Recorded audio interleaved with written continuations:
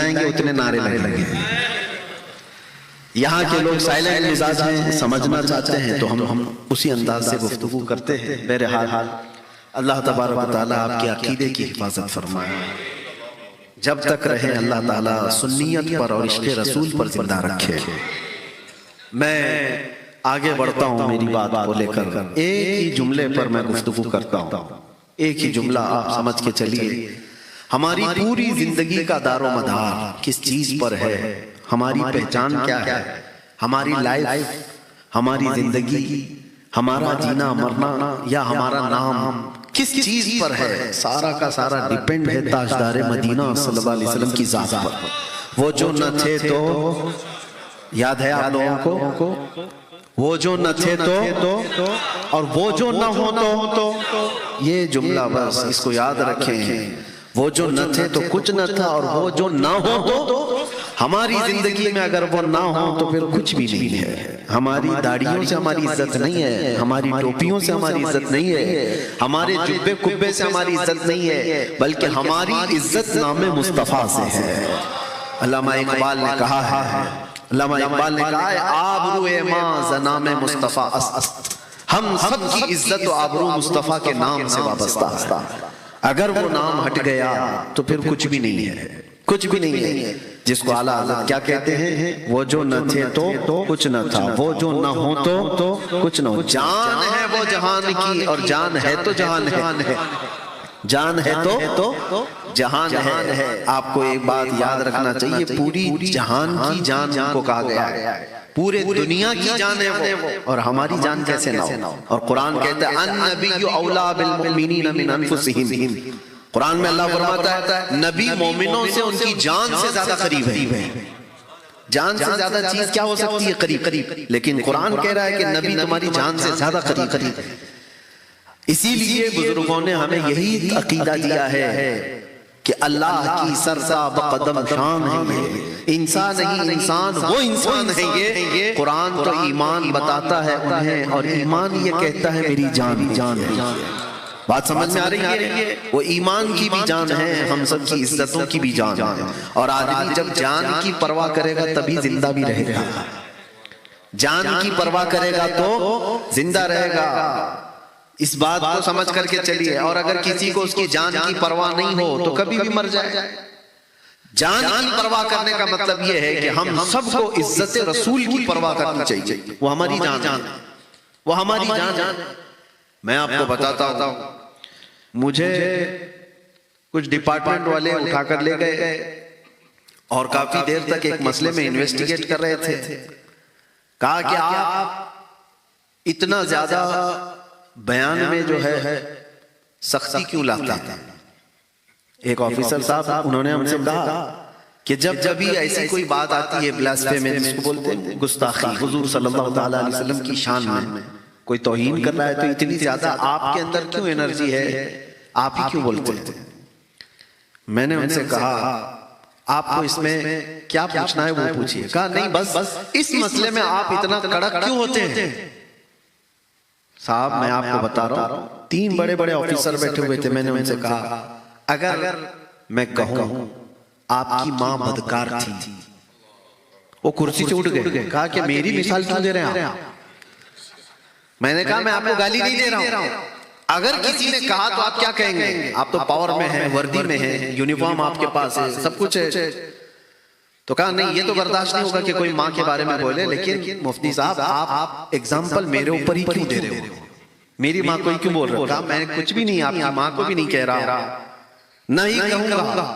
لیکن ایک بات یاد رکھیے، آپ کو اپنی ماں کے بارے میں سننا بھی برداشت نہیں، اور ہم کروڑوں ماؤں سے زیادہ اپنے نبی سے محبت کرتے ہیں. ہمارے لیے ہمارے نبی پاک صلی اللہ تعالیٰ علیہ وسلم کی محبت ہزاروں نہیں کروڑوں ماؤں سے بڑھ کر کے ہے. جس نے ہمیں ماں کی عزت بتائی ہے، جس نے ہمیں ماں کی محبت سکھائی ہے، اس رسول کے خلاف ہم سن کر کے کیسے گوارا کر سکتے ہیں؟ اور آج یہ پوائنٹ سمجھ کر کے چلنا، ہم زندہ ہیں یا مردہ ہیں کیسے پتا چلے؟ امام غزالی رحمۃ اللہ تعالیٰ علیہ فرماتے ہیں جب آدمی امت مسلمہ زندہ ہے یا مردہ ہے پتہ کرنا ہو تو ان کے نبی کے بارے میں ان سے بات کر کے دیکھو.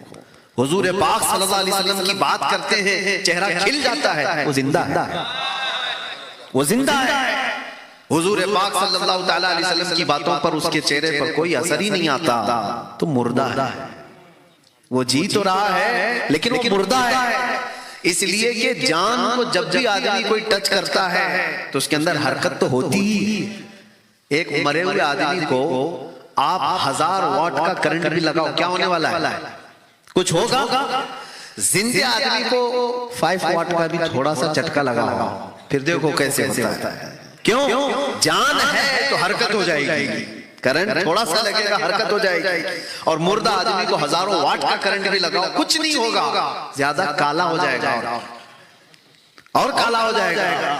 یہ بات یاد رکھو، زندوں کی محفل میں حضور پاک صلی اللہ تعالیٰ علیہ وسلم کا نام لیتے ہی جو حرکت آتی ہے یہ تمہاری زندگی کی علامت ہے۔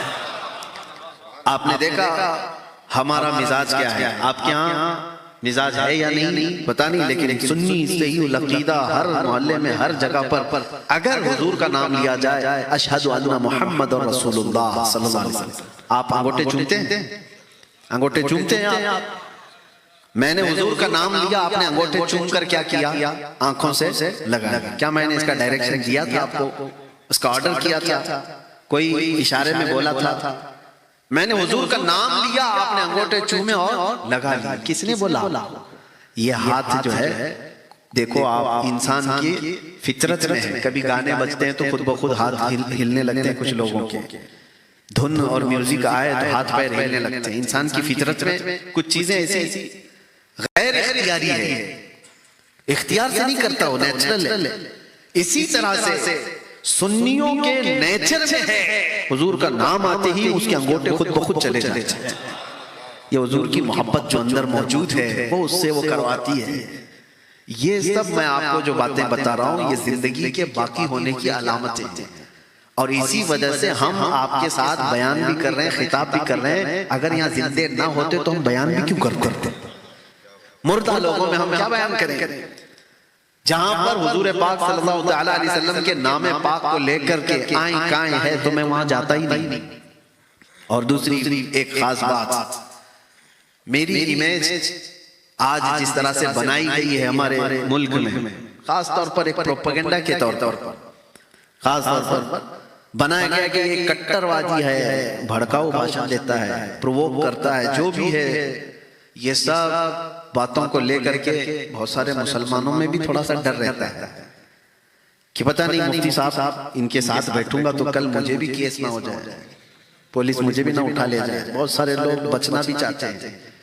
ایسے میں موریشیس کے شمیم صاحب ہیں، تیم اللہ صاحب ہیں، قاری صاحب ہیں، ان سب سے میں بھی یہی پوچھا تھا، آپ لوگوں کو ڈر نہیں لگا کہ مجھ سے تھوڑا بہت جو لوگ ریزرو رہنا چاہتے ہیں دور رہتے ہیں، آپ کیسے بلا رہے ہیں؟ وہ بھی اس ملک میں آپ رہتے ہیں۔ تو انہوں نے یہی کہا کہ آپ سے ہماری محبت آپ کے چہرے سے نہیں ہے، حضور پاک کی نسبت سے ہے۔ اللہ کے نبی صلی اللہ تعالیٰ علیہ وسلم کی محبت کی وجہ سے ہے، اور اس جرم میں اگر ہم کو کوئی سزا ہوتی ہے تو اس سزا کا مزہ ہی الگ ہے۔ میرے عزیزو ایک بات یاد رکھو، ہر آدمی آج کمفرٹ زون میں جینا چاہتا ہے۔ کمفرٹ زون کا مطلب یہ ہے کہ وہ کوئی بھی تھوڑا سا سٹرگل نہیں چاہتا۔ تو پھر میں کہتا ہوں اگر ذرا برابر بھی سٹرگل نہیں کرنا ہے، مصیبت نہیں دیکھنا ہے تو کربلا کی داستان سننا چھوڑ دو۔ غوث پاک کی کرامتیں بیان ہوتی ہیں، ان کی سٹرگل والی لائف سننا چھوڑ دو۔ غریب نواز کا سفر سننا چھوڑ دو۔ کوئی زندگی ایسی نہیں ہے بزرگوں کی جنہوں نے سٹرگل نہ کیا ہو۔ دین اسلام ہمیشہ قربانیاں مانگتا ہے، اور جو صرف حلوہ پراٹھے والا دین لے کے چلنا چاہتا ہے وہ تو کبھی بھی ڈاواں ڈول ہوگا۔ حالات جب ادھر کے ہو جائیں گے تو ادھر کے ہو جائے گا۔ اسی لیے ہمیشہ اپنے آپ کو اس بات کے لیے تیار رکھو، میرے دین اسلام پر چلنے کی وجہ سے پہلے تو اللہ کی بارگاہ میں دعائیں کریں کہ مولا کبھی مجھے آزمائش میں مت ڈال، میں امتحان کے قابل نہیں ہوں، میرا امتحان مت لے، لیکن اگر امتحان کی گھڑی آ گئی تو اللہ مجھے ہر مصیبت پر صبر کرنے کی توفیق دیتے۔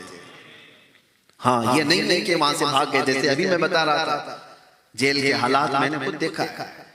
سال 2 سال جس کی جیل میں ہو جائے تو پھر وہ بہکی بہکی باتیں کرنے لگتا ہے، خدا کے خلاف، قرآن کے خلاف. کہا کچھ نہیں ہے. سٹرگل کی جو لائف ہے یہ بہت سارے چیلنجز لے آتی ہے. اسلام پر قائم رہے گا کہ نہیں رہے گا؟ ایک چیز میں آپ کو بتاتا ہوں. حضور پاک صلی اللہ تعالیٰ علیہ وسلم مکہ میں ہیں. ایک صحابی حضرت ابو جندل، نام یاد رکھنا، حضرت ابو جندل.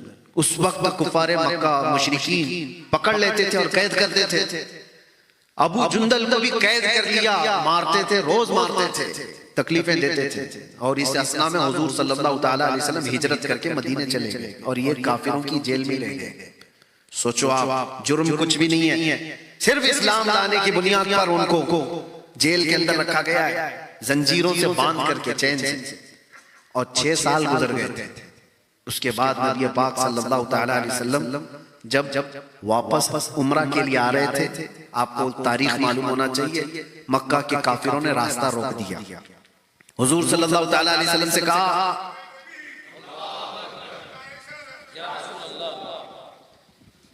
نعرہ تکبیر، نعرہ رسالت، نعرہ تکبیر، نعرہ رسالت، نعرہ رسالت. علماء اہل سنت، علماء اہل سنت، تاج العلماء، تاج العلماء، تاج العلماء.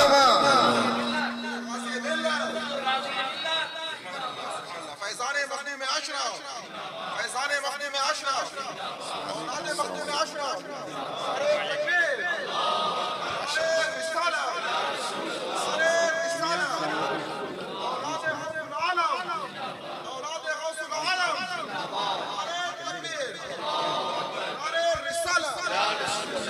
نعرہ تکبیر، نعرہ رسالت. حضور تاج العلماء، حضور غازی ملت، حضور غازی ملت، اولاد محدث اعظم، اولاد مخدوم اشرف، فیضان مخدوم اشرف. نعرہ رسالت.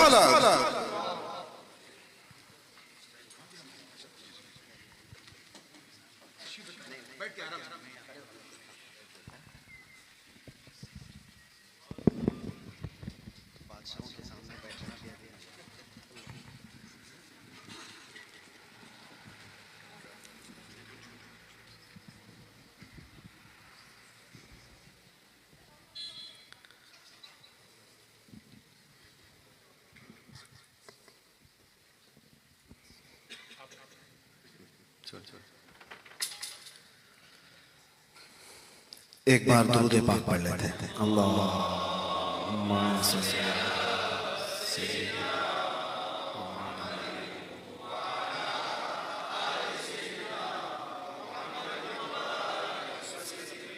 صلاۃ و سلام علیک یا رسول اللہ صلی اللہ تعالیٰ علیہ وسلم.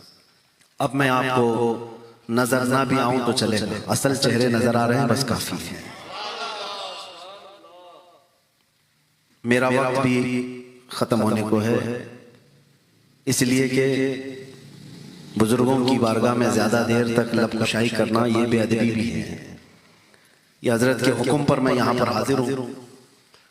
اللہ تبارک و تعالیٰ صحت و سلامتی کے ساتھ سایہ دراز فرمائے. خانوادہ چشتیہ کی آبرو بلکہ سادات کی چھوچا کی عزت، پوری دنیا جن کے نام سے کہ چوچا سے وابستگی کو فخر بھی محسوس کرتی ہے. اللہ تبارک و تعالی اس گلے گلزار ہاشمیت کو سلامت رکھے. میں بات صرف اتنی عرض کر رہا تھا کہ اگر کوئی کمفرٹ زون میں جینے کا عادی ہے تو پھر وہ کربلا سننا چھوڑ دے، پھر وہ غوث پاک کی باتیں سننا چھوڑ دے، سرکار غریب نواز کا سفر سننا چھوڑ دے. یہ بزدلوں کی کام نہیں ہے، بلکہ اگر حقیقت میں وہ بزرگوں کا عاشق ہے اور ان کا پیروکار ہے تو وہ جن راستوں سے گزرے ہیں ان راستوں پر آئی ہوئی مصیبتوں کو برداشت کرنے کی طاقت بھی رکھتا ہوں یا ہمت بھی رکھتا ہوں. اللہ کے نبی صلی اللہ تعالیٰ علیہ وسلم کی یہ حدیث ہے، لا تتمنوا لقاء عدوکم، تم تمنا مت کرو کہ میری جنگ ہو جائے دشمنوں سے، ابھی میں بھیڑوں گا، ابھی میں ماروں گا، ابھی میں کاٹوں گا، تمنا بھی مت کرو۔ جنگ اچھی چیز تو ہے نہیں، نقصان تو ہوگا ہی، لیکن حضور پاک صلی اللہ علیہ وسلم یہ فرماتے ہیں اگر تمہارے اوپر طاری کر دی گئی تو پھر پیچھے پیر پھیر کے بھاگنا بھی مت، پھر جمے رہو، اللہ کی مدد تمہارے ساتھ ہے، اللہ تعالیٰ کی مدد آئے گی۔ کمفرٹ زون میں جینے والوں کے لیے میں جو چیز عرض کر رہا تھا، کبھی صحابہ اکرام کی بات سنو، میں گھبرا گیا تھا بڑودہ کی سینٹرل جیل میں سب سے پہلے، آج آپ کے سامنے میں یہ پہلی بار اظہار کر رہا ہوں، پہلی بار کہ ملاقات میرے اپنوں سے بھی نہیں ہو پاتی تھی، میرے رشتہ داروں سے، میرے بیوی بچوں سے بھی ملاقات اس وقت سب سے پہلے میرے پاس میری خیریت دریافت کرنے کے لیے جو بندہ آتا ہے، جو قاصد آتا ہے، وہ کسی اور کی طرف سے نہیں، تاج العلماء نورانی میاں صاحب کی طرف سے۔ سادات کی چوچا کا پیغام لے کر دو بندے میرے پاس حاضر آئے اور وہ خصوصی آفس کی ملاقات لے کر، مجھے آج بھی وہ بات یاد ہے، میں نے واپس وہیں بیٹھ کر کے تحریر بھی لکھ کر دی تھی، پہنچی یا نہیں پہنچی معلوم نہیں۔ بہرحال یہ ایک بات ہے میرے عزیزوں، اس وقت گھبراہٹ میں ایسا ہوتا تھا کہ ہمارے ساتھ ایسا کیوں ہے، ہم دین کا ہی تو کام کر رہے تھے۔ میں نے ایک حدیث پڑھی، اس کے بعد سے پھر یہ سب چیزیں بھول گیا۔ حضرت ابو جندل کی بات میں کہہ رہا ہوں، کفار مکہ، مشرکین مکہ نے 6 سال تک قید میں رکھا اور حضور ہجرت کر کے چلے بھی گئے۔ 6 سال کے بعد حضور تشریف لائے، کتنے سال ہو گئے؟ 12 سال ہو گئے، ایک بندہ قید میں ہے، اور اس کے بعد نبی پاک صلی اللہ علیہ وسلم حدیبیہ کے موقع پر مقام پر پہنچے، عمرہ کرنے کے لیے آئے، اور اس وقت مکہ کے کفار و مشرکین عمرہ کرنے نہیں دینا چاہتے، ایگریمنٹ ہوتا ہے، صلح حدیبیہ ہوتی ہے، اس ایگریمنٹ کے جو بند تھے، جو عقود تھے، اس میں سے پہلی چیز یہ بھی تھی کہ ہماری طرف سے کوئی آدمی بھاگ کر مدینے جائے تو آپ اسے واپس کریں گے، اور مدینے کا کوئی شخص بھاگ کر ہمارے پاس آیا تو ہم واپس نہیں کریں گے۔ یہ مان لی گئی تھی، یہ شرطیں جو ٹرمز اینڈ کنڈیشنز بنے تھے نا ایگریمنٹ کے، اس میں یہ چیز تھی۔ اللہ کے نبی صلی اللہ علیہ وسلم اس کو مان لیے تھے، لیکن ابھی دستخط نہیں ہوئی تھی دونوں کے درمیان، قریش اور حضور کے درمیان، مکہ کے کافروں اور حضور کے درمیان ایگریمنٹ۔ اسی اثنا میں وہ ابو جندل صحابی جو سالوں سے جیل میں تھے، دروازہ توڑ کر نکل آیا ہے۔ میں جانتا ہوں ایک قیدی کو اگر باہر کی صرف ہوا بھی مل جائے، اس کی زندگی کچھ اور ہی لگتی ہے، اس کے لیے اس سے بڑی نعمت نہیں ہے، اس سے بڑی نعمت کوئی وہ محسوس بھی نہیں کرتا۔ جانتے ہو گھر کے کھانے کا ایک لقمہ قیدی کو ملتا ہے تو 1 مہینے تک دعا کرتا ہے۔ ہاں یہ دیکھی ہوئی بات میں بتا رہا ہوں، ایک لقمہ مل جائے گھر کا۔ ایسے حالات میں اگر کوئی دروازہ توڑ کر جیل سے باہر آ گیا اور 1400 کے قریب صحابہ حدیبیہ کے موقع پر وہاں موجود ہیں، سب میں آ کر مل گئے، زخم دکھا رہے ہیں اپنے پیٹھ کے، کافروں نے کتنا مارا، ظالموں نے کتنا مارا، اتنے سالوں سے قید میں، صحابہ نے گلے لگائے، آ گیا ہمارا بھائی ہمارے ہاتھ۔ سوچو اپنا بندہ جب کوئی اپنے پاس آ جائے اور قیدی بھی چھوٹ کر کے اپنوں میں چلے جائے تو دنیا الگ ہو جاتی ہے، لیکن کافروں کو جیسی پتہ چلا، کافروں کو پتہ چلا کہ ہمارا ایک قیدی چھوٹ کر کے گیا ہے مسلمانوں کے پاس، تو آئے حضور صلی اللہ علیہ وسلم کے پاس کہنے لگے کہ ہمارا اور آپ کا جو ایگریمنٹ ہوا ہے، ہمارا کوئی بندہ بھاگ کر آپ کے پاس جائے گا تو آپ اس کو واپس کریں گے، تو اس ایگریمنٹ کے بیس پر آپ ہمارے قیدی کو واپس کیجیے، جو چھوٹ کر کے ہمارے پاس سے گیا ہے اس کو واپس کیجیے۔ حضور نے کہا کہاں ہے ابو جندل؟ صحابہ نے ان کو چھپا دیا، کہا نہیں کیسے دیں گے، ہمارا اپنا بھائی چھوٹ کے آیا ہے۔ اور وہ ابو جندل کہنے لگے کہ مجھے اتنا مارا گیا، اتنے سالوں سے میں ظلم سہ رہا ہوں، کیا مجھے واپس کیا جائے گا؟ حضور صلی اللہ علیہ وسلم نے صحابہ سے کہا کہ ابو جندل کو واپس کر دو۔ یہ کیسی بات تھی میرے عزیزوں، ظاہراً کسی کو لگے گا یہ کیسا انصاف ہے، لیکن وہ رحمت للعالمین ہے، وہ رحمت للعالمین ہے، کوئی کام رحمت کے بغیر تو نہیں کرتے۔ تو ابو جندل جب بلائے گئے تو وہ رونے لگے صحابہ کو دکھا دکھا کر کے کہ مجھے واپس کیا جائے گا. صحابہ نے آ کر کے ریکویسٹ کی یا رسول اللہ صلی اللہ علیہ وسلم ابھی سائن نہیں ہوئی ہے ایگریمنٹ میں, یہ اس سے پہلے کی بات ہے, سائن کے بعد ایگریمنٹ پہ عمل کیا جائے گا, ابھی تو ہم ان کو نہیں بھیجتے. مکہ کے کافر مشرک اس وقت جوش میں تھے, انہوں نے کہا اگر اس کو واپس نہیں کریں گے تو ہم ایگریمنٹ سائن بھی نہیں کریں گے, ہم کو وہ بندہ واپس چاہیے. ضد تھی. اللہ کے رسول صلی اللہ تعالیٰ علیہ وسلم نے فرمایا کہ ابو جندل کو واپس بھیج دو. صحابہ نے ہو سکتا ہے اپنے دل پر پتھر رکھ کر کے اس چیز کو, حالات کو دیکھ کر کے محسوس کیا ہو, ابو جندل کو واپس کر دیا گیا. میں یہ سوچتا تھا کسی بندے کو 12 سال کے بعد حضور واپس کہیں جیل میں چلے جاؤ, واپس چلے جاؤ قید میں, ایسا کیا ہو سکتا ہے؟ برداشت کی طاقت کتنی ہونی چاہیے اس بندے کے اندر, کتنا سہنے کی طاقت ہونی چاہیے. پھر میں نے محسوس کیا کہ حضور پاک صلی اللہ تعالیٰ علیہ وسلم نے ان کو جو واپس کیا وہ کس لیے, چاہتے تو اس کو رکھ لیتے, ان کے لیے جنگ بھی ہو سکتی تھی. نہیں میرے عزیزو, بات یہ تھی کہ ان سزاؤں کو سہنے کے بعد پھر اگر اور اسٹرگل کرنے کی ہمت ہے اور طاقت ہے تو یہی تمہارا ایمان ہے. اور یہاں بات جیل کی اور سزا کی نہیں تھی. اللہ کے نبی صلی اللہ علیہ وسلم نے فرمایا لا یؤمن احدکم حتی یکون ہواہ تبعا لما جئت بہ, اس وقت تک تم میں سے کوئی مومن نہیں ہو سکتا جب تک کہ اپنی خواہشات کو میری مرضی کے مطابق نہ کرنا. جب تک رسول اللہ صلی اللہ علیہ وسلم کی مرضی کے مطابق تمہاری زندگی نہیں بنتی اس وقت تک تم پورے مومن نہیں کہلائے جا سکتے. ہو سکتا ہے تمہاری مرضی ہو آزاد جینے کی, میرے مصطفیٰ کی مرضی ہے کہ تم قید میں جیے, قید کو اگر پسند کر دیا تو تم مومن کامل. اپنے آرام کو, اپنے کمفرٹ زون کو قربان کیا اگر حضور کی مرضی کے لیے تو یہ ایمان ہے, اور اس کے بغیر میرے عزیزوں کو ایمان نہیں ہے.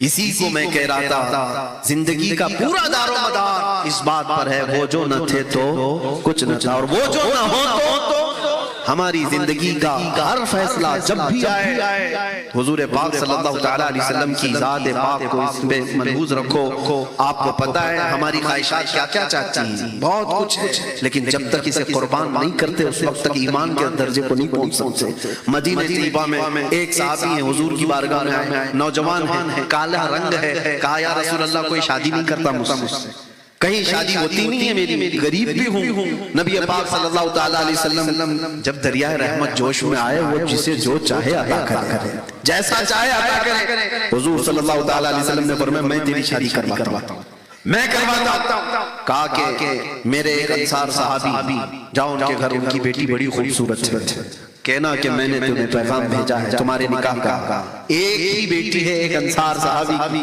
اور وہ بھی مدینے کی خوبصورت, اور یہ ہے کالے رنگ کے جن کو کوئی رشتہ دیتا نہیں تھا.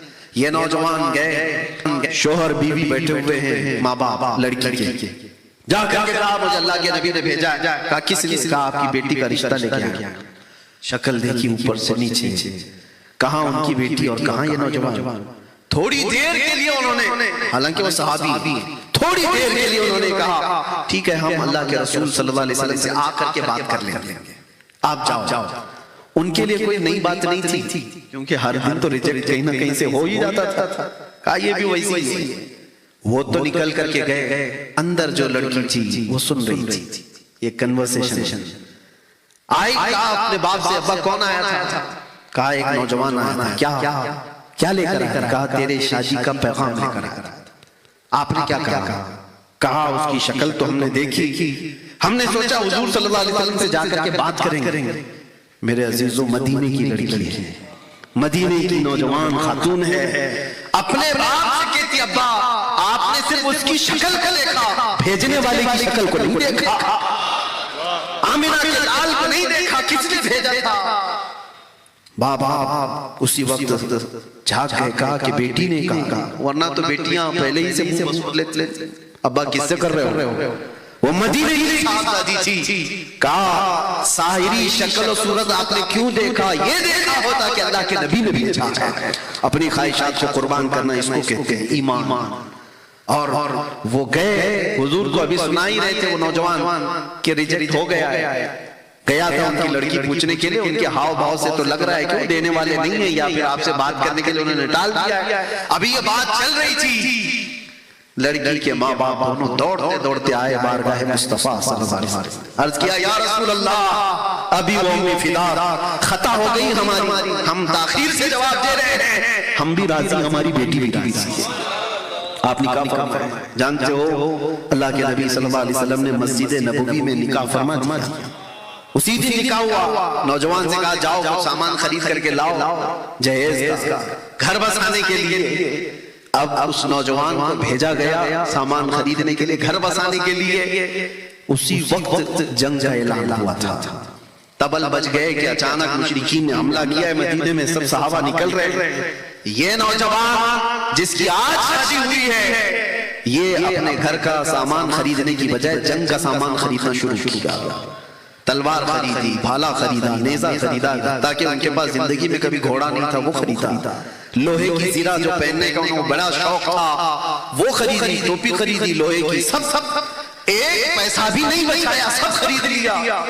کوئی ان سے کہتا کہ آج جنگ ہو رہی ہے، تھوڑا سا جنگ کا سامان خرید لیتے اور باقی شادی کے لیے رکھ لیتے، نہیں، یہ وہ لوگ ہیں جن کے لیے قرآن کہتا ہے من المؤمنین رجال صدقوا ما عاهدوا اللہ علیہ، یہ وہ لوگ ہیں سارا سامان جنگ کا خریدا، میدان جنگ میں پہنچ بھی گئے، جنگ چل رہی ہے گھمسان کی، اللہ کے رسول صلی اللہ علیہ وسلم دور بیٹھے منظر دیکھ رہے تھے، اپنے کچھ صحابہ کو بلایا اور کہا کہ ایک نوجوان بڑی بہادری سے لڑتا ہوا نظر آ رہا ہے، کون ہے یہ؟ صحابہ اس کے پیچھے لگ گئے، دیکھ کر کہا کہ یا رسول اللہ یہ مدینے کا نہیں لگتا، ہم میں سے تو کوئی ہے نہیں، ہم اس کو نہیں پہچانتے، کوئی اور ہوگا۔ حضور مسکرائے کہا کہ تم نہیں جانتے ہو میرا عبداللہ اسود ہے، اس کی کالی کالی کونیوں سے میں پہچان رہا ہوں، اس کو آج شادی کا سامان خریدنے کے لیے بھیجا تھا، اس نے سارا مال خرچ کر کے جنگ کا سامان خرید لایا ہے۔ شام ہونے سے پہلے جب جنگ ختم ہوئی، حضور پاک صلی اللہ علیہ وسلم میدان میں تشریف لائے تو یہ خبر دی گئی کہ یا رسول اللہ آج کا بطولہ شہید ہو چکا ہے۔ اللہ اکبر، وہ جو نوجوان جس کی آج شادی ہوئی ہے میدان جنگ میں سویا ہوا ہے، جب نبی پاک وہاں سے گزر رہے تھے وہاں بیٹھ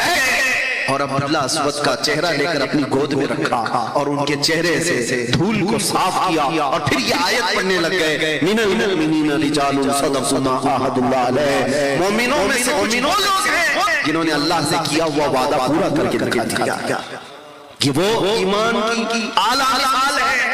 اپنی زندگی کچھ نہیں ہے، حضور کی وفا سب کچھ، اس پر سب کو آپ آدھارت رکھو۔ ایک صحابی انس بن نزیر، ہمارے سارے رشتے میرے عزیزوں ایک بات یاد رکھنا، میں نے جملہ شروع کیا تھا کہاں سے، وہ جو نہ ہو تو، سارے رشتوں میں اس بات کو یاد رکھنا، وہ جو نہ ہو تو ماں بھی کچھ نہیں لگتی، باپ بھی کچھ نہیں لگتا، بیٹا بھی کچھ نہیں لگتا، اگر رشتہ حضور سے نہ ہو، اگر حضور پاک صلی اللہ علیہ وسلم کی نسبت سلامت نہیں تو پھر کوئی نہیں ہے۔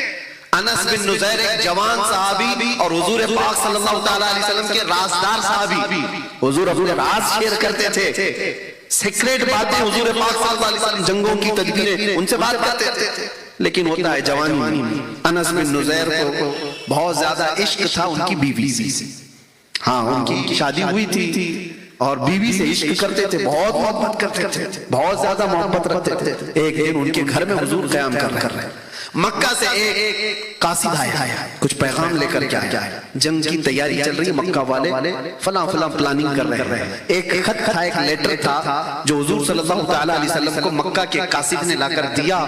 حضور نے حضرت انس بن نزیر سے کہا پڑھو، پڑھ کے سنایا، حضور نے کہا یہ میرا اور تیرا راز ہے، کسی کو معلوم نہیں ہونا چاہیے، بند کر دو، اس کے باہر یہ خبر نہیں جانی چاہیے۔ کہا یا رسول اللہ صلی اللہ علیہ وسلم آپ کی عزت کی سلامتی، آپ کے راز کی سلامتی میری جان سے بڑھ کر کے۔ حضور تشریف لے گئے، جب رسول پاک چلے گئے بیوی اندر سے آتی ہے، کہتی ہے انس اللہ کے رسول صلی اللہ علیہ وسلم گھر میں آئے تھے، کیا بات چل رہی تھی؟ تو انس بن نزیر نے کہا بات جو بھی چل رہی تھی وہ میں بتا نہیں سکتا، میرا اور رسول اللہ کا مسئلہ۔ بیوی نے کہا تم مجھ سے اتنا عشق کرتے ہو، اتنی محبت کرتے ہو، کیا مجھے شیئر نہیں کر سکتے؟ کہا نہیں، اس میں کوئی شیئر نہیں، یہ حضور پاک صلی اللہ علیہ وسلم کی بات ہے۔ تو بیوی نے ہنس کر کے کہا نہیں بتاؤ تو نہیں بتاؤ، میں نے سن لیا ہے پوری بات۔ دیوار کے پیچھے سے میں نے سن لیا ہے، مکہ کا قاصد آیا ہے، جنگ کی پلاننگ اس میں لکھی ہوئی ہے، لیٹر آپ نے پڑھ کے سنا ہے، میں سن لیا۔ اتنا سننا تھا، انس بن نزیر کھڑے ہو گئے اور سیدھے اپنی بیوی کا گلا پکڑ لیا، سیدھے گلا پکڑ لیا، کہا اس وقت تک نہیں چھوڑوں گا جب تک میرے مصطفیٰ نہ کہتے ہیں۔ گلا پکڑ کر گردن پکڑ کر لے کے چلے حضور پاک صلی اللہ علیہ وسلم کے پاس۔ نبی پاک صلی اللہ علیہ وسلم نے دیکھا کیا ہوا، اپنی اس سب سے زیادہ محبت کرنے والی بیوی کو پکڑ کر کے لایا۔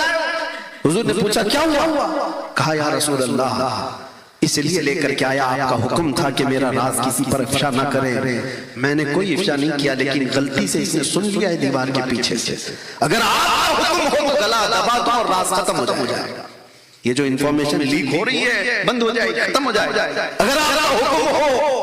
حضور پاک مسکرائے اور کہا نہیں انس، جیسے تم میرے صحابی ہو تمہاری بیوی بھی میری صحابیہ ہے، وہ بھی راز کی حفاظت کرے گی، چھوڑ دو۔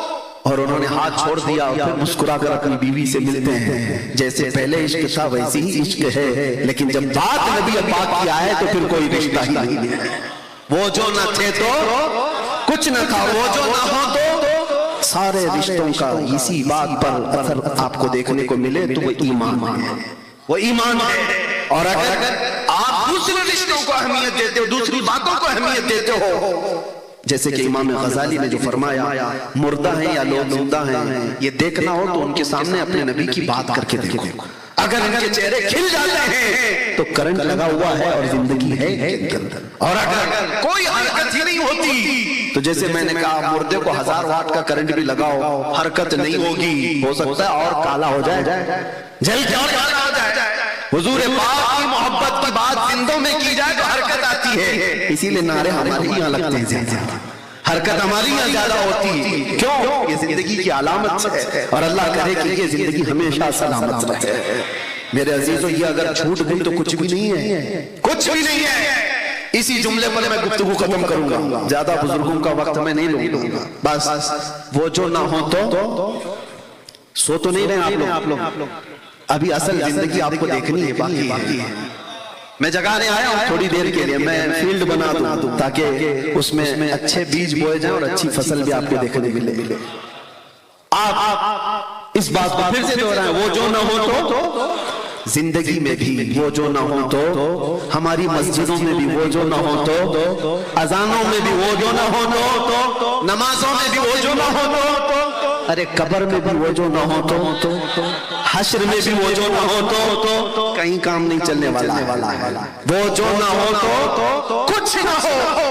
قبر میں بھی یہی حال ہے، اسی لیے سیدنا عمر ابن خطاب حضور کے ساتھ بیٹھے ہیں، رسول پاک صلی اللہ علیہ وسلم قبر کے حالات بتا رہے ہیں کہ جب مردے کو دفن کر دیا جائے گا، فرماتے میرے آقا یاتیانی ملکانی عینانی ازرقانی، دو فرشتے آئیں گے ایسے جن کی نیلی آنکھیں ہوں گے، کالا چہرہ ہوگا، جھنجھوڑ کر اٹھائیں گے، پوچھیں گے تیرا رب کون ہے، تیرا دین کیا ہے۔ یہ سوالات اس کے لیے اتنے سخت ہو جائیں گے کہ بہت سارے لوگ جواب جلدی دے نہیں پائیں گے۔ یہ قبر کے حالات حضور بیان کر رہے تھے، توجہ۔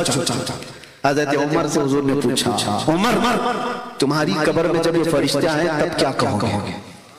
توجہ ہے، تمہاری قبر میں جب فرشتے آئیں گے تب کیا کہو گے؟ وہ فرشتے ایسے نہیں ہیں کہ رشوت لے کر کسی کو چھوڑ دیں گے یا کسی کا کوئی تعلق بتا کر کے وہ چھوڑ دیں گے، وہ اپنی ڈیوٹی پوری کر رہے ہوں گے۔ فرشتوں کا درد تو رہے گا ہی سب کو۔ عمر تم کیا جواب دو گے؟ تو حضرت عمر نے کیا کہا جانتے ہو؟ حضرت عمر حضور سے پوچھتے ہیں یا رسول اللہ صلی اللہ علیہ وسلم پہلے آپ مجھے یہ بتا دیں آج جو میں آپ سے محبت کرتا ہوں کیا یہ محبت مرنے کے بعد قبر میں بھی باقی رہے گی؟ حضور نے فرمایا دنیا والوں کی محبت ختم ہو جائے گی، مجھ سے جو محبت کرتا ہے وہ حشر تک باقی رہے گی، قبر میں بھی باقی رہے گی، حشر میں بھی باقی رہے گی۔ تب حضرت عمر فاروق جھومنے لگ گئے اور کہا یا رسول اللہ اگر یہ محبت باقی رہے گی تو قبر میں جو بھی ہوگا میں نپٹ لوں گا، جو بھی ہوگا میں نپٹ لوں گا۔ کیوں یا رسول اللہ؟ صحابہ کا یہ نعرہ تھا کل مصیبت بعدک جلل یا رسول اللہ، اے اللہ کے رسول اگر آپ ہمارے ساتھ ہیں تو پھر ہر مصیبت چھوٹی ہے، ہر مصیبت ہلکی ہے۔ آپ اندازہ کرو یہ دولت اگر تمہارے ساتھ ہے تو یہاں پر بھی آرام سے جی پاؤ، قبر میں بھی جی پاؤ، قبر میں بھی سکون سے رہ پاؤ، اور حشر کی بات تو حشر کی ہے، عرش حق ہے مسند رفعت رسول اللہ کی، دیکھنی ہے حشر میں عزت رسول اللہ کی۔ آپ اللہ کے نبی صلی اللہ تعالیٰ علیہ وسلم سے بے حد محبت کرتے ہیں، دنیا میں جب محبت کرتے تھے تو اسی لیے قیامت کے دن بھی بے فکر وہ رہے گا بندہ۔ ایک بات یہ بھی بتا دوں، وہ جو نہ ہو تو سمجھ میں آ رہی ہے بات، وہ جو نہ ہو تو آپ کو پتہ ہے قبر میں جو سوالات ہوتے ہیں، یہاں تو مجھے آج پہلی بار یہ اتفاق ہے، نقطہ دان نقطہ رساں ایسے خطیب کے سامنے، جہاں پتہ نہیں ہماری آنکھیں کھولنے سے پہلے ان کی زبان بہت کھلی ہوئی تھی، زندگی میں ہماری آنکھیں بھی نہیں کھلی تھی جب آپ کی زبان کھلی ہوئی تھی، اور پوری امت کو بیدار کر رہے، جگا رہے تھے۔ میں چھوٹی سی بات آپ کے سامنے عرض کر رہا ہوں، قبر میں 3 سوالات ہوتے ہیں، پتہ ہے آپ کو، اور یہ آلریڈی لیک ہیں، صاحب پتہ ہے کسی کو، کوئی امتحان ایسا بھی ہوتا ہے جس کے کوشچن پہلے سے لیک ہو گئے، پہلے سے لیک گئے، اس کے باوجود بھی لوگوں کو پریشانی ہو سکتی ہے وہاں پر، تو یہ مت سمجھنا کہ رکھتا مار کے جاؤں گا قبر میں جلدی جلدی بول لوں، بہت سارے تو وہ ہوں گے۔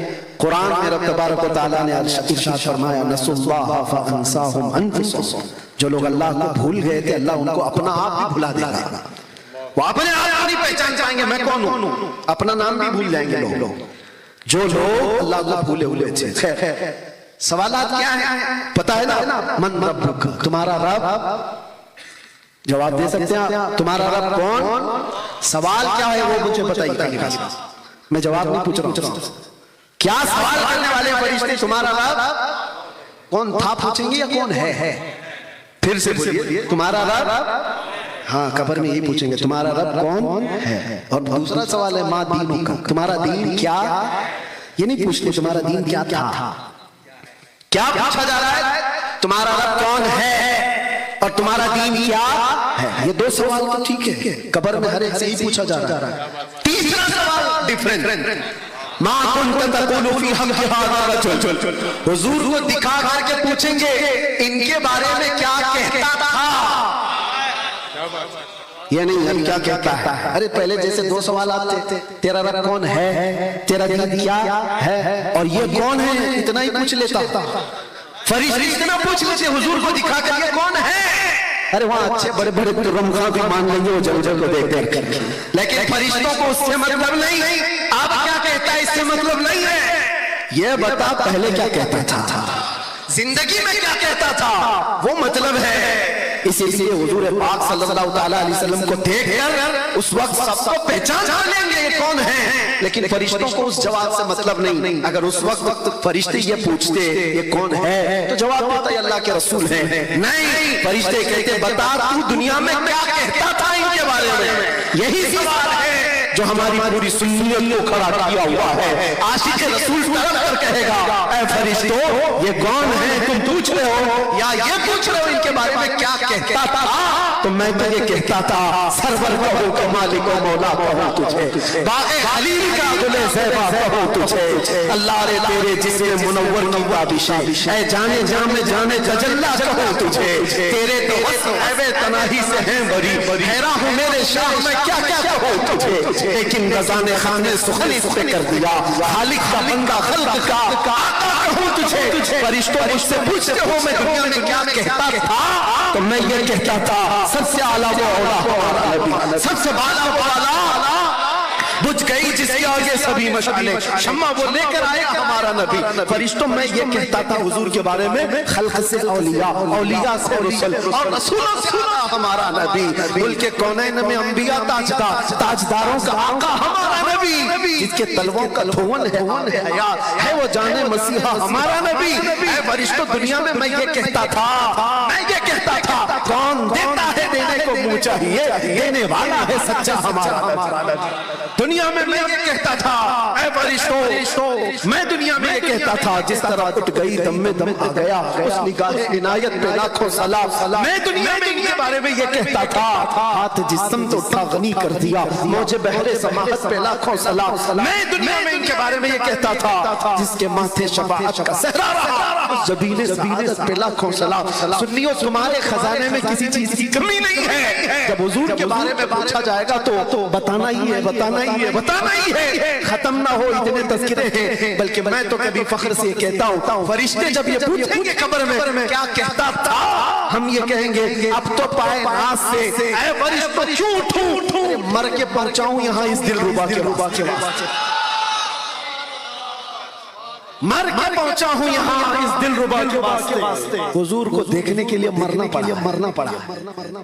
بس میری گفتگو آج کی ختم ہے۔ وہ جو نہ تھے تو اور وہ جو نہ ہو تو اس بات کو لے کر کے چلو پوری زندگی میں، اور اپنے بچوں کو اگر کوئی صحیح چیز دے سکتے ہو دنیا میں تو ٹوائز کا گفٹ نہیں، اور بڑے بڑے گھر جائیداد کا گفٹ نہیں۔ میں نے دیکھا ہے، ابھی 2 دن پہلے کی بات میں آپ کو بتاؤں، میرے پاس ایک صاحب آئے، کروڑوں کی جائیداد اور 3 بیٹے ہیں، جس میں سے 2 بیٹے باپ پر کیس کیے ہوئے۔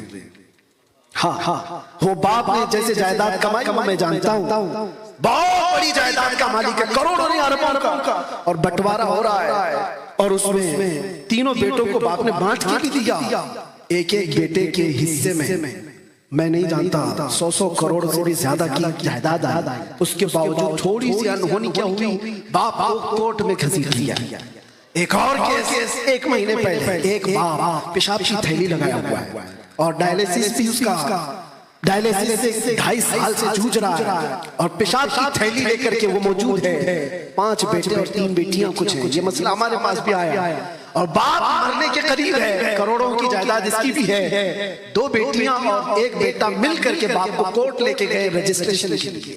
وہ پیشاب کی تھیلی پکڑ کے کورٹ میں گھوم رہا ہے رجسٹرار کے پاس کہ اس بیٹے کو اتنا لکھوانا، اس بیٹے کو۔ باپ کی ہمت دیکھ کر کے بعد میں پتا چلا کہ مجبوراً اس کو ٹارچر کر کے بیٹے لے کر کے گئے، ابھی کیا سوال کر کے دو، مر جاؤ گے کل تو پھر جھگڑے ہو جائے۔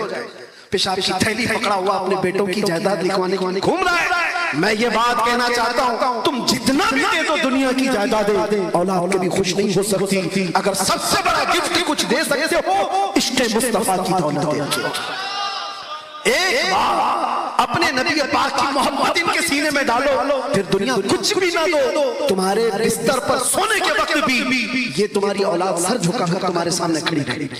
تم اللہ کے نبی کی محبت ان کے سینے میں ڈالو، اللہ تعالیٰ تمہاری محبت ان کے دلوں میں ڈالتا ہے۔ اللہ کریم کہنے سننے سے زیادہ عمل کی توفیق عطا فرمائے، اور رب تبارک و تعالیٰ اس جلسے پاک کو ہمارے لیے نجات کا ذریعہ بنائے، اور حضور غازی ملت، حضور تاج العلماء، ان تمام بزرگوں کا سایہ دراز فرمائے، ان کے لبہائے ناز سے نکلے ہوئے الفاظ سے امت کو اللہ نفع عطا فرمائے۔ وآخر دعوانا الحمدللہ رب العالمین۔ السلام علیکم۔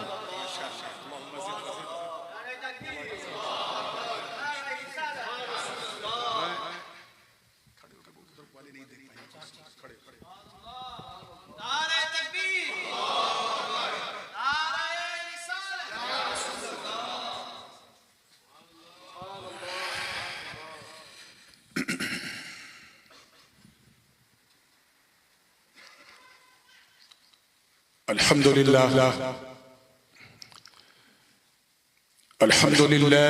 حق حمد والصلاة والسلام على من لا نبي من بعد سيدنا ومولانا محمد المصطفى صلى الله تعالى عليه وسلم وعلى آله وصحبه وأزواجه وعطرته أما بعد فأعوذ بالله من الشيطان الرجيم بسم الله الرحمن الرحيم ورضوان من الله أكبر صدق الله العلي العظيم وبلغنا رسوله النبي الأمين الأمي الكريم ونحن على ذلك لمن الشاهدين والشاكرين والحمد لله رب العالمين۔ بارگاہ رسالت والے رسالت انتہائی حیدت و محبت کے ساتھ جھوم جھوم کر اپنے اسی مخصوص اور محبوب موریشن انداز میں درود پاک پڑھ رہے ہیں. اللہم صلی علی سیدنا محمد وعلی آل سیدنا محمد وبارک. میں جانتا ہوں کہ رات کافی ہو گئی، بات بھی کافی ہو گئی، اور ہم لوگوں کو آنے میں اتنی تاخیر ہوئی ہے کہ مجھے پورا اندازہ ہے کہ نعت بھی کافی ہوگی. مجھ سے پیشتر بھی آپ نے اہل سنت کی ایک انتہائی گرجتی اور برستی ہوئی آواز محب گرامی محافظ ناموس رسالت حضرت علامہ مفتی سلمان اظہری صاحب کو سنا. آج ان کا پہلا دن ہے، ابھی سفر سے تھکے تھکے آج ہی آئے ہیں. نہیں سمجھئے کہ آج کوارٹر فائنل تھا، کل semi final, last but not the least پرسوں انشاءاللہ آئی سی سی میں فائنل. میں جانتا ہوں کہ میں ایک ایسے موقع پہ کھڑا ہوا ہوں جہاں اس وقت کسی کو نورانی کی نہیں بلکہ بریانی کی ضرورت ہے. کافی تاخیر ہو گئی، بالکل بریانی تیار ہوگی، ابھی ابل رہی ہوگی. بہر کیف میں جو لوگ نعت سننے کی خواہش مند ہیں، تیم اللہ صاحب کو آپ سنا دیجئے گا کبھی تفصیل سے. آج موقع بالکل نہیں ہے. اچھا چلیں دو تین شعر سے سن لیں. اللہم صلی علی سیدنا محمد وعلی آل سیدنا. میں اس سفر میں خاص طور سے نعت پڑھنے میں ان نعتوں کا انتخاب کر رہا ہوں جسے کبھی میں 10 سال پہلے یا 15 سال پہلے یا 20 سال پہلے پڑھا کرتا تھا. انہی میں سے ایک بڑی مشہور نعت ہے کہ اس ہاشمی مکی مدنی مطلبی کے، اس ہاشمی مکی مدنی مطلبی کے، اس ہاشمی مکی مدنی مطلبی کے، اس ہاشمی مکی مدنی، اس ہاشمی مکی مدنی مطلبی کے. چرچے ہیں دو عالم میں رسول عربی، چرچے ہیں دو عالم میں رسول عربی. اور اہل علم بڑی معذرت کے ساتھ لیکن حق ہے تو کہوں گا کہ اے علم تیرا تاج سجائے ہے بخت لو بخت لو، اے علم تیرا تاج سجائے ہے بخت لو، اے علم تیرا تاج، اے علم تیرا تاج سجائے ہے بخت لو. چوم لے قدموں کو تو امی لقبی کے، چوم لے قدموں کو تو امی لقبی کے. اور یہ شعر مجھے اس وقت بہت یاد آیا جب ہمارے پڑوسی ملک سے ایک بھوکنے والی آواز نے یہ بھوکا اور حضور کی امیت ہی کو غلط سمجھ گیا. اتنا بڑا جاہل تھا. چوم لے قدموں کو تو امی لقبی کے، چوم لے قدموں کو تو امی لقبی کے. مدینہ پاک کی حاضری اللہ پاک ہم سب کو نصیب فرمائے. آداب کا عالم یہ ہے کہ شاعر کو یہ کہنا پڑا کہ ادب گاہیست زیر آسمان، از عرش نظر نفس گم کر دمی آیت جنید و بایزید. کہ آسمان کے نیچے ایک ایسی ادب گاہ ہے، ایک ایسی بارگاہ ہے کہ یہاں جہاں وقت کے جنید اور بایزید سانس روک کر حاضر ہوتے ہیں کہ کہیں سانسوں کی آواز سے حضور کے مزاج لطیف کو تکلیف نہ پہنچے. تو ہمارا شما کی کیا ہے؟ میں نے اسی خیال سے فائدہ اٹھایا ہے اور پوری توجہ کے ساتھ دیکھیے گا کہ چوم لے قدموں کو تو امی لقبی کے، چوم لے قدموں کو تو امی لقبی. توجہ ہے نا کہ دیوانہ بن ہوش میں آ ان کے حرم میں دیوانہ بن ہوش میں آ ان کے حرم میں دیوانہ بن ہوش میں دیوانہ بن ہوش میں آ ان کے حرم میں امکان ہزاروں ہے وہاں بے ادبی امکان ہزاروں ہے وہاں بے ادبی. اشعار بہت ہیں، وقت کم ہے، مقطع سماعت کر لیں. تحدیث نعمت کے طور پہ عرض کیا ہے کہ تم حشر کے میدان کی پرواہ نہ کرو تم حشر کے میدان کی پرواہ نہ کرو تم حشر کے میدان کی تم حشر کے میدان کی پرواہ نہ کرو. بیٹے ہو مقدر سے جو عالی نسبی سے بیٹے ہو مقدر سے جو اس میں میرا کچھ نہیں ہے اسی لیے میں نے کہا مقدر سے. بیٹے ہو مقدر عالی نسبی کے بیٹے ہو مقدر سے جو عالی نسبی کے. پھر درود پاک پڑھنے اللہم صلی علی سیدنا محمد وعلا آل سیدنا محمد وبارک وسلم. Without any further delay, because we already got delayed from our scheduled time.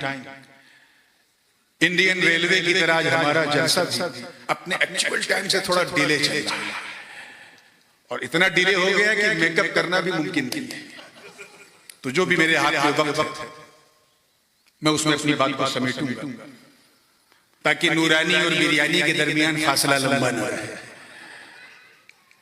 میں نے کہا مبارکہ کریمہ طیبہ طاہرہ کہ ایک خوبصورت حصے کی تلاوت کی.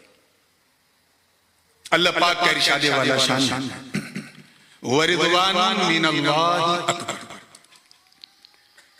اور اللہ کی رضا سب سے بڑی ہے، سب سے عزیز، سب سے مہان ہے. اللہ کی خوشنودی The pleasure of Almighty Allah is supreme than anything else. ایک سعادت مند اسٹوڈنٹ، اچھا اسٹوڈنٹ اسی کو کہتے ہیں جو اپنی محنت اور لگن سے اپنے استاذ کو راضی کر لے. ایک لائق اور سعادت مند بیٹا بھی اسی کو کہتے ہیں جو اپنی خدمت سے اپنے ماں باپ کو راضی کر لے. ایک وفا شعار خدمت گزار مرید بھی اسی کو کہتے ہیں جو اپنی خدمت سے اپنے پیر کو راضی کر لے. مگر یاد رکھنا کہ اگر اللہ راضی نہیں تو پھر کسی کو راضی کرنے سے کچھ نہیں. کامیاب بندہ وہ ہے جو اپنے مولا کو راضی کرے. ہم سب یہاں اسی مقصد کے لیے آئے ہیں کہ بس کچھ ایسا کرتے رہے کہ اللہ راضی. ورنہ موریشس کے ماحول میں 10:30 بجے رات کو کھچا کھچ بیٹھ کے کوئی سنے اور وہ بھی خالی پیٹ، یہ ممکن نہیں. صرف اس لیے ہے تاکہ اللہ راضی ہو جائے. حضور والد گرامی غازی ملت تشریف فرما، ان کی مجلسی گفتگو جو میں نے برطانیہ میں، کینیڈا میں یا دوسرے ملکوں میں خاص کر جہاں اہتمام ہوتا ہے محفلوں کا، جو سنی ہے بس اسی سے کچھ فیض آپ تک پہنچانے کی کوشش کروں گا. ٹارگٹ کیا کہ اللہ کو راضی کرے. ظاہر سی بات ہے جب ہم یہ جانتے ہیں کہ ہم اللہ کو راضی کرنے آئے ہیں اور اسی میں ہماری کامیابی ہے تو یہ کتنا ضروری ہے کہ ہم یہ جان جائیں کہ آخر یہ راضی ہونے کا مطلب کیا ہے. تو یاد رکھنا مسلمان، ہر وہ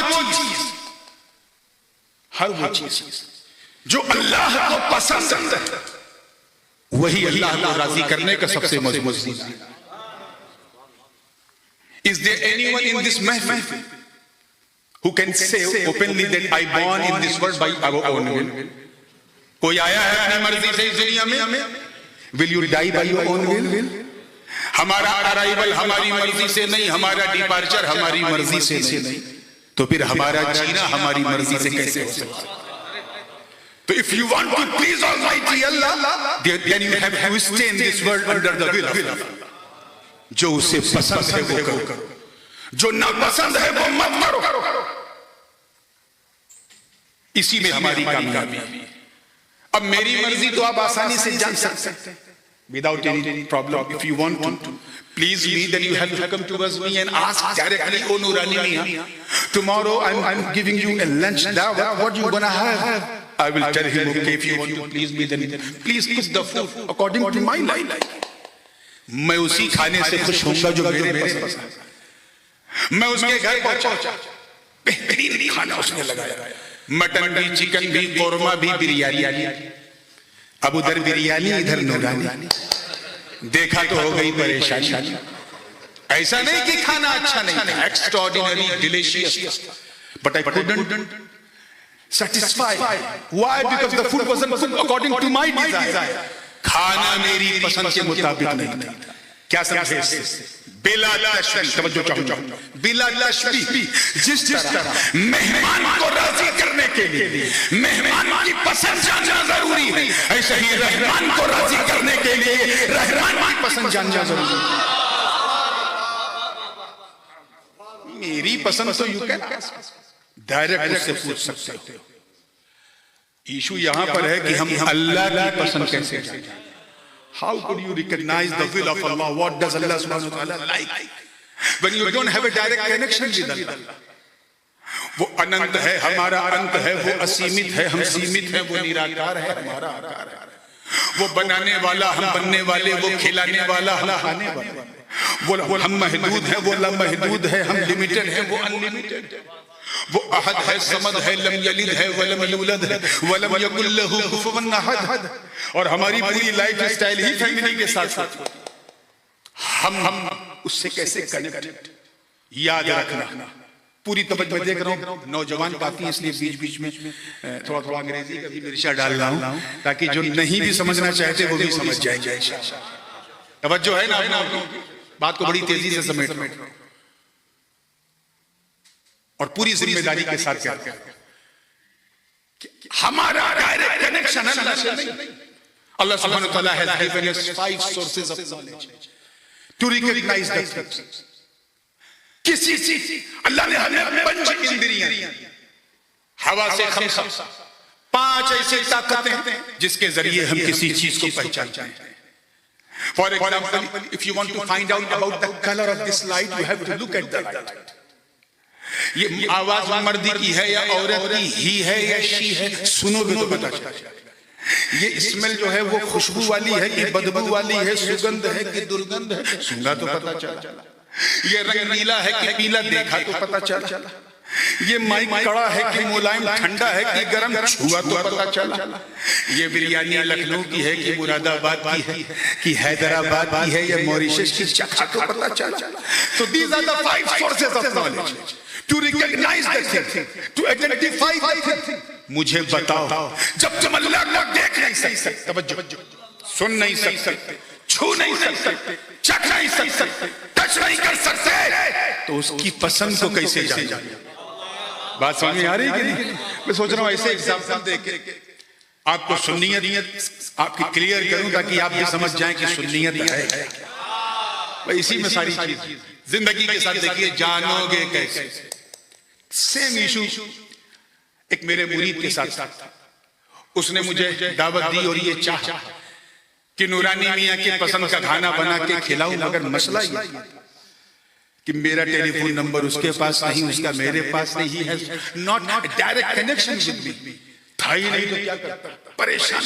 لیکن کلیور تھا تو وہ بھاگتا ہوا, کس کے پاس جاؤں, کس کے پاس جاؤں. بھائی شمیم تم بتاؤ, امام نور الدین آپ بتاؤ. آپ حضرت کے ساتھ بہت رہتے ہو موریشس میں. کل میرے گھر دعوت ہے, یہ بتاؤ میں حضرت کو کیا پکا کے کھلاؤں؟ بھائی شاہ نے کہا دیکھو حضرت کو اگر دعوت دینا ہے تو it's very cheap, اور سستی دعوت. سادی روٹی بنا دو, سادہ چاول بنا دو, سادی دال بنا دو, سادی سبزی بنا دو, سادی روٹی بنا دو. کھانا جتنا سادہ ہوگا دعا اتنی زیادہ. میں اس کے گھر پہنچا اور بالکل تازہ سادہ سادہ کھانا دیکھا. کھانا تھا 2 روٹی کھا لیا 4 روٹی. کیوں؟ Because the food was cooked according to my desire. میری پسند کے مطابق کھانا. میں نے تو نہیں بتایا, مجھ سے تو اس نے میری پسند نہیں پوچھی. آواز آئی اس سے پوچھی جو آپ کے قریب ہے, جو آپ کے, کیونکہ جو قریب ہوتا وہ حبیب ہوتا, اور جو جتنا قریب ہوتا وہ اتنا حبیب ہوتا. بلا تشبیہ مہمان کی پسند اس نے بتایا جو مہمان کے قریب ہے, رحمان کی پسند اس نے بتایا جو رحمان کے قریب ہے.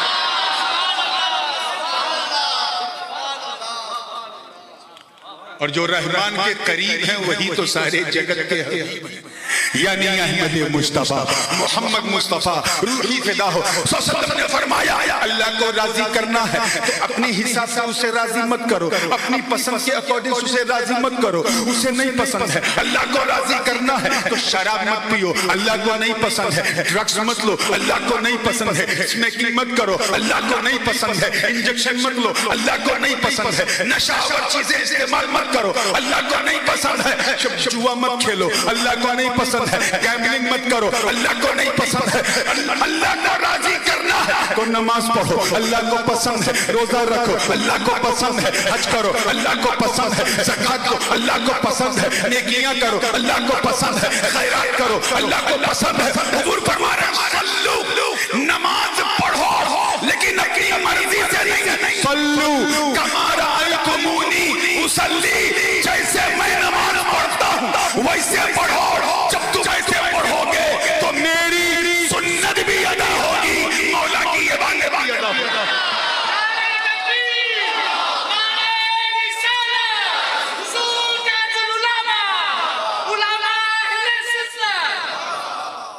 تو میاں اللہ کو راضی کرنا ہے تو you have to please his beloved Prophet صلی اللہ علیہ وسلم first. You have to take the دامن of رسول اللہ صلی اللہ علیہ وسلم first. اور یہ بات میں خطابت کی رو میں نہیں کہتا ہوں. ایک بات بتائیے, میرے لیفٹ سائڈ پہ میرے والد گرامی تشریف فرما ہے, رائٹ سائڈ پہ حضور محافظ ناموس رسالت مفتی صاحب بیٹھے. اگر میں آپ سے کہوں, میں جانتا ہوں کہ کسی کو اردو 30% آتی ہے, کسی کو 40%, کسی کو 50%, کسی کو 100% سمجھ میں آتی ہے لیکن بولنے میں 20%. میں اس لیے آسان مثال دینے کی کوشش کر رہا ہوں. اگر میں آپ سے اردو میں کہوں کہ یہ دونوں حضرات زیادہ حقدار ہیں کہ ان دونوں کو راضی کیا جائے. بات راضی کی چل رہی, مفتی صاحب دیکھیے راضی, تو آپ کہیں گے بالکل صحیح, grammatically you have said truly صحیح. جب ذات دو ہے, حق دو کا ہے تو راضی بھی دو کو کرو. لیکن اگر میں ایسی اردو بولوں کہ یہ دونوں حضرات زیادہ حقدار ہیں کہ اسے راضی کیا جائے, انہیں نہیں, not both, just one. حق دو کا راضی ایک کو کرو, کام چلے گا؟ بالکل نہیں. یہاں تو خیر ماحول نہیں ہے, پتہ نہیں کتنے لوگ ڈر جاتے ہیں. لیکن ہمارے انڈیا میں جب کوئی ناشری پڑھتا ہے تو لوگ نظر پیش کرتے ہیں. خوش وہی ہوتا ہے جس کی پاکٹ میں نظر آتا ہے, دوسرا نہیں ہوتا. آپ شاعر صاحب سے اگر نظر ہدیہ دیں گے, گفٹ دیں گے تو شاعر خوش ہوگا, مقرر نہیں ہوگا. کیوں؟ جسے ملا پلیجر اسی کو ملا, خوشی اسی کو. تو جب ایک کو راضی کرو گے تو دوسرا کیسے راضی ہوگا؟ If you want to please both, then you have to please both. دونوں کو راضی کرنا ہے تو پھر دونوں کو راضی کرو.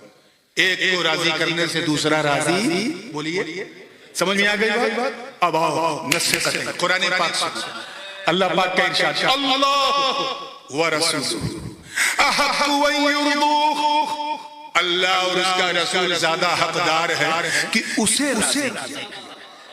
گرامیٹیکلی اگر دیکھا جائے تو یہ ہونا چاہیے اللہ ورسولہ احق ان یرضوہما, اللہ اور اس کا رسول زیادہ حقدار ہے کہ ان دونوں کو راضی کیا جائے. دونوں نہیں, This is mentioned in Holy Quran. اللہ اور اس کا رسول زیادہ حقدار ہے کہ اسے توجہ رہے اسے یعنی ایک کو راضی کیا جائے. ہم سمجھ گئے اس پردے کے پیچھے کیا مولا کو تو ہم ڈائریکٹ راضی کر نہیں سکتے, اس لیے مصطفیٰ کو راضی کر لو. جس نے نبی کو راضی کیا اس نے مولا کو راضی کیا.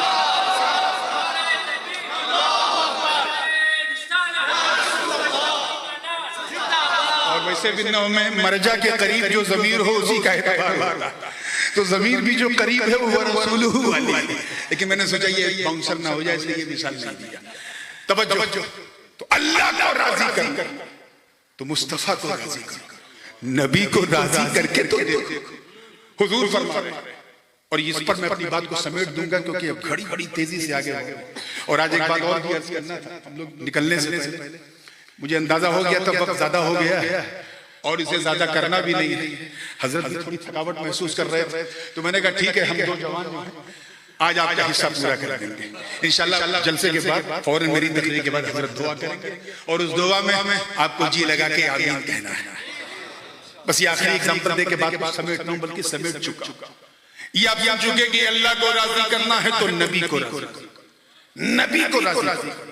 حضور فرماتے ہیں احب اللہ لما یغدوکم من نعمہ, اللہ سے محبت کرو اس نعمت کے عوض جو اس نے تمہیں عطا کی. آگے فرمایا وَأَحِبُّونِي لِحُبِّ اللَّهِ, اور مجھ سے محبت کرو اللہ کی محبت کی وجہ سے. آگے فرمایا وَأَحِبُّوا أَهْلَ بَيْتِي لِحُبِّي, اور میرے گھر والوں سے محبت کرو میری محبت کی وجہ سے. Means if you want to love Allah subhanahu wa ta'ala because he has left us so many things, this is your right as a slave of Allah. But if you claim that you are loving me, تو سنو, اگر مجھے راضی کرنا مجھ سے محبت کرو اللہ کی محبت کی وجہ سے, اور اگر مجھ سے محبت کے دعوے دار ہو تو میرے بچوں سے محبت کرو. یاد رکھنا, جس طرح پوتے کو مارو تو دادا خوش نہیں ہوتا, نواسے کو کچھ کہو تو نانا خوش نہیں ہوتا, ایسے ہی اگر کسی سید پہ انگلی اٹھاؤ گے تو مصطفیٰ خوش نہیں ہوں گے, اور جب مصطفیٰ خوش نہیں ہوں گے تو خدا خوش نہیں ہوگا. تو کہنے سننے کو بہت تھی, میں اپنی بات کو بس اسی پہ ختم کر رہا ہوں کہ بس try to change your life style. ایک شکایت بار بار میرے پاس آ رہی تھی نوجوانوں کی طرف سے کہ بالخصوص ہمارے Muslim youth, they keep taking so many drugs and wine, وہ چیزیں جو نجس العین ہے ان کا استعمال کرتے ہو. کیسے مسلمان اپنے کردار و عمل کو بدلو, اور انشاءاللہ صرف تمہاری اصلاح کے خاطر آنے والے میں دو جلسوں بالخصوص جو تیسرا 8th of August Friday 8:30 PM sharp, you all be invited inshallah. ICC وہاں آنا ہے اور اپنے آپ کو بدلنے کی کوشش کرنا ہے. یہ اہل سنت کانفرنس ہے اور مولود النبی کی بزم ہے, اور وہ بھی حضور کا 1500 سالہ جشن میلاد منایا جائے گا. ایسا سنو کہ دیکھنے والے کہہ دیں یہ سننے والے سنی نہیں بلکہ سنت والے سنی. مولا کریم ہم سب کو توفیق خیر عطا فرمائے. کھڑے ہو جائیں, کچھ اعلان کریں گے, بیٹھے کچھ اعلان ہوگا انشاءاللہ, اس کے بعد پھر سب Assalamu alaikum wa rahmatullahi wa barakatuh. Moufine devant avec permission, l'autorisation, Ghazi et Millet, alhamdulillah pour moi-même, mon pan débouté, pour permission, et nous pouvons inviter Qari Ofran, Mufti Ofran, Huzur Tajul Ulama pour donner Khilafat.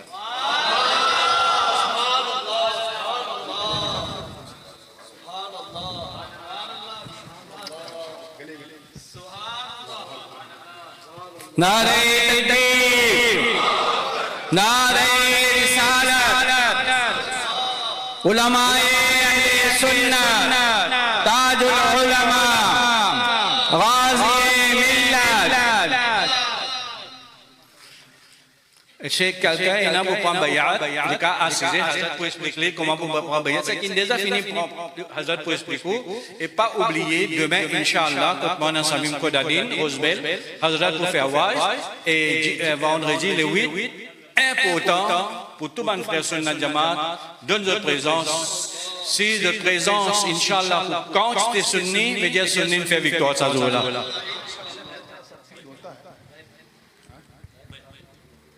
اچھا آسیز ہے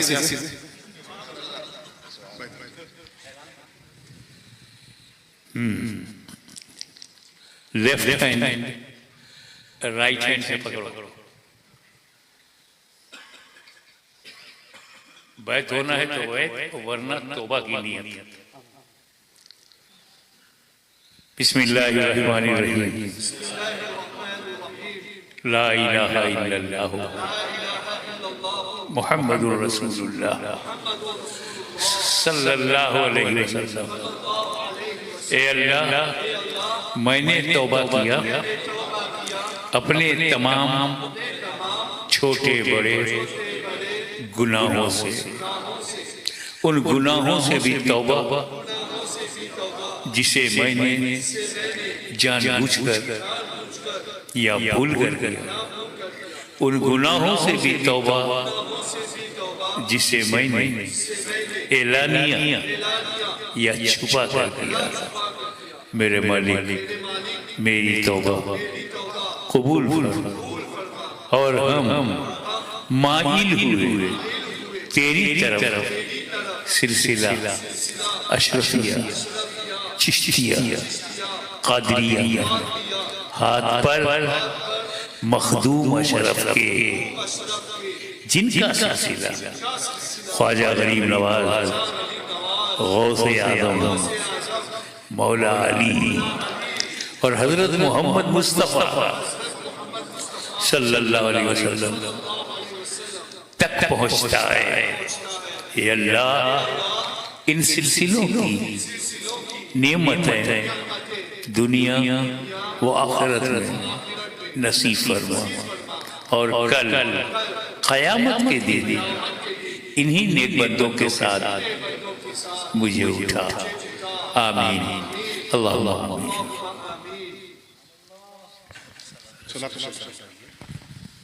یا نبی سلام علیک